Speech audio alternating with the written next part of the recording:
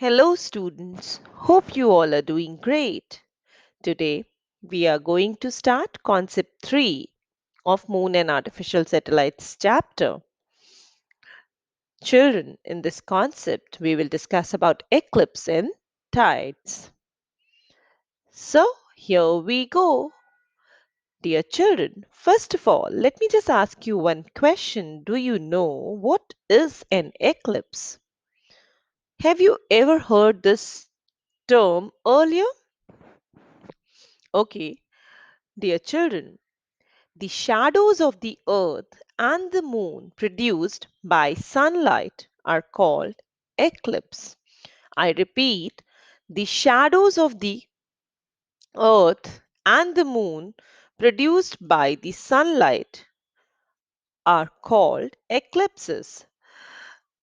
Children, at the time of eclipse, the sun, moon, and the earth are always in a straight line. So you have to remember this point that at the time of eclipse, the sun, moon, and the earth are always in a straight line. And when the sunlight falls on the earth and the moon, they cast shadow. Sometimes earth casts a shadow on the moon, and sometimes moon casts a shadow on the earth. So children, depending upon this, there are two types of eclipse: solar eclipse and lunar eclipse. So let us now discuss in detail about solar eclipse and lunar eclipse. Dear children, first let us start with solar eclipse.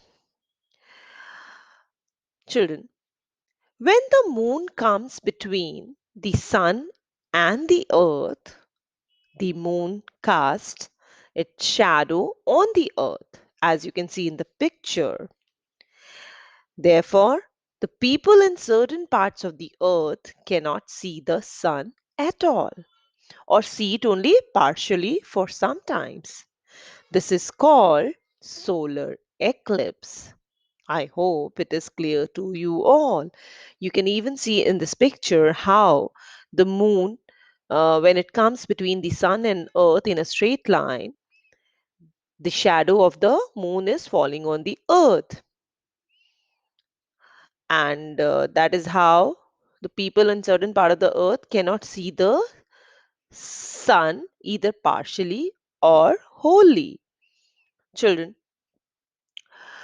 when the moon hides the sun completely, it is called total solar eclipse.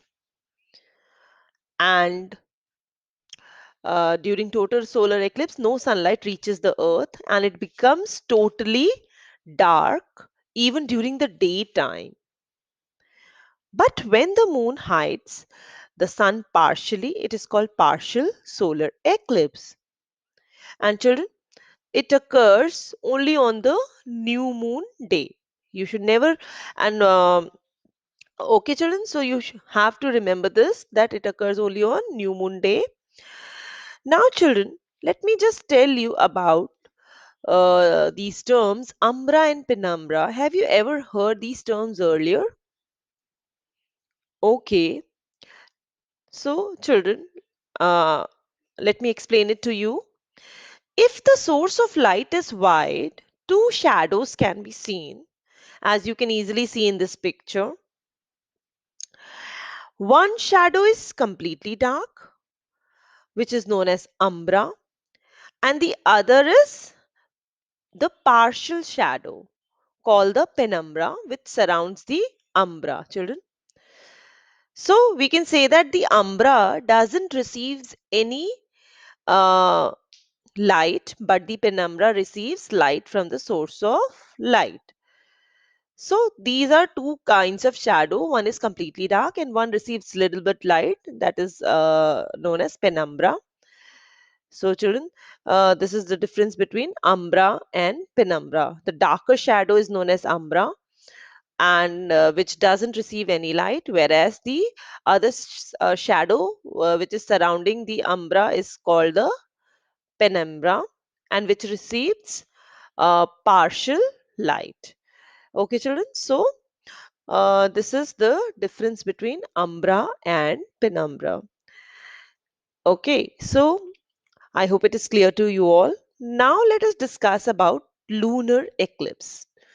Children, when the earth comes between the sun and the moon in a straight line, you have to understand this, that they should be in a straight line while revolving around the sun. The earth casts its shadow on the moon, and the people cannot see the moon at all or see it only partially for some times. This is called lunar eclipse. Children, you can see in this picture how the moon is hidden completely by the shadow of the um, earth. So, this is known as lunar eclipse. Children, when the moon is completely in the dark shadow of the earth, it is called total lunar eclipse. But when the moon is partially hidden by the dark shadow of the earth, it is called partial lunar eclipse. So I hope it is clear to you all, children. Okay, children, one more thing you have to remember is that you should never look directly at a solar eclipse, even though it appears darker, because the harmful rays of the sun can damage your eyes. So, never look at the solar eclipse directly. Okay, children. Now, did you know that a bright ring of light which you see around the solar eclipse, uh, what is it known as? Okay, children, it is known as corona. This bright ring of light is called corona, and which can be seen around the sun during the total solar eclipse, and it looks very beautiful. So, children, that's all about solar and lunar eclipse. I hope you all have understood. Now, let us move to the next part of this concept, which is tides. Children, okay, do you know what are tides? Yes, children. Okay. Oh, as you can see in the picture, children, the regular rising and falling of the level of water in the sea or ocean is called tides. So, and children, the tides are of two types, high tides and low tides.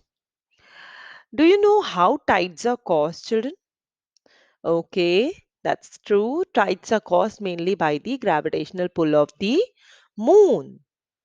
Okay. But why does the moon have a greater gravitational pull on the Earth's tide? Do you know this? This is because the moon is very closer to the Earth as compared to the sun or other planets. So moon is very closer to the Earth.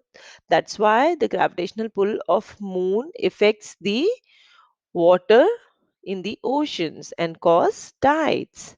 Children, the moon exerts a gravitational pull on the earth that causes the ocean water to rise and fall, causing tides. Children, and you should remember that the high tides always follow the moon. So, the part of the earth facing the moon, that part will experience high tide. Children, what is the importance of tide? Do you know that? Okay, children, let me just tell you that tides are useful to the ships uh, when there is a high tide, there is enough water to let the ships come easily to the port. Okay, and even the knowledge of tide is also important for the fishermen before going out for fishing, children. As in low tide, they cannot bring their boats back to the shore because the seawater recedes away from the shore. And also, tides help in generation of electricity. So, children, these were few importance of the tides. Now, children, we are done with this concept. Just try to answer the questions given in this slide orally to test your own knowledge. First question is, what is tide? Second question is, what is lunar eclipse? Third question is, mention two importance of tides.